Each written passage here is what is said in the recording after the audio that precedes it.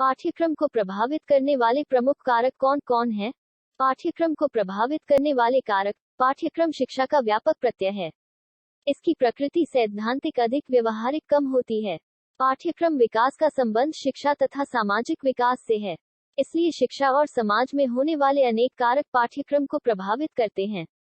संक्षेप में इन कारकों का उल्लेख निम्नलिखित है। नंबर 1, सामाजिक परिवर्तन। सामाजिक परिवर्तन भी पाठ्यक्रम को प्रभावित करने वाला एक कारक है। सामाजिक परिवर्तन होने से भौतिक एवं आर्थिक परिवर्तन भी होते हैं। इन आर्थिक, सामाजिक, भौतिक परिवर्तन में तीव्र गति होने से यह पाठ्यक्रमों को प्रभावित किया है। क्योंकि जब भी समाज में परिवर्तन होता है तो शिक्षा प्रणाली में भी परिवर्तन होता है और शिक्षा प्रणाली में परिवर्तन होने से पाठ्यक्रम में परिवर्तन होना स्वाभाविक है। उदाहरणार्थ, विज्ञान और तकनीकी प्रगति ने शिक्षा को प्रभावित किया है।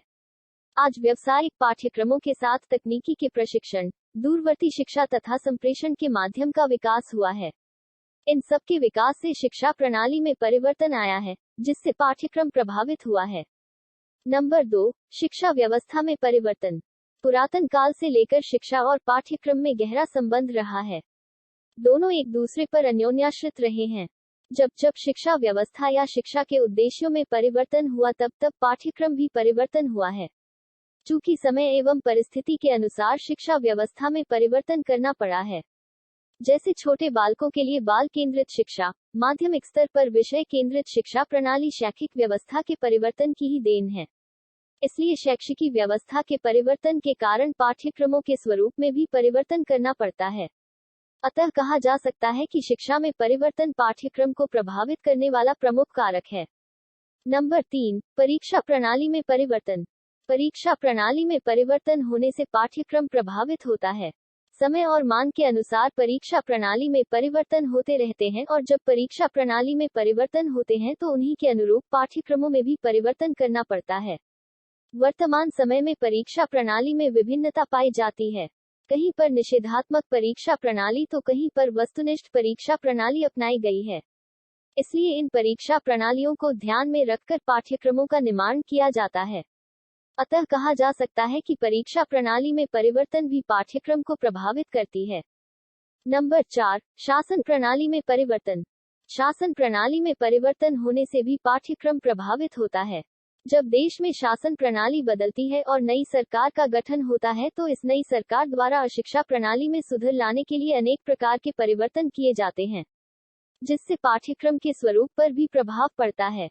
भारत जैसे देश में एक शिक्षा प्रणाली न होने पर पाठ्यक्रम पर और भी गहरा प्रभाव पड़ता है, क्योंकि सभी राज्यों में भिन्न भिन्न शिक्षा प्रणाली होने से वहां पाठ्यक्रम के प्रारूप विभिन्न स्तरों पर अलग अलग हैं। इसलिए शासन प्रणाली में परिवर्तन को भी पाठ्यक्रम को प्रभावित करने वाला मुख्य कारक माना जा सकता है। नंबर 5, राष्ट्रीय शिक्षा आयोग तथा समितियां।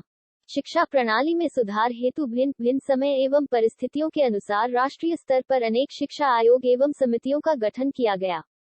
इन आयोगों एवं समितियों ने प्राथमिक, माध्यमिक तथा उच्च स्तर पर शिक्षा में सुधार के लिए अनेक सुझाव दिए।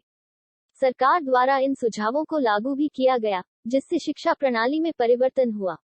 शिक्षा प्रणाली में परिवर्तन होने से पाठ्यक्रम के प्रारूप में भी परिवर्तन करना पड़ा। अतः कहा जा सकता है कि शिक्षा के आयोगों तथा समितियों के सुझाव ने पाठ्यक्रम को प्रभावित किया। नंबर 6, अध्ययन समिति। शिक्षा में सुधार के लिए विभिन्न प्रकार की अध्ययन समितियों का गठन होता है।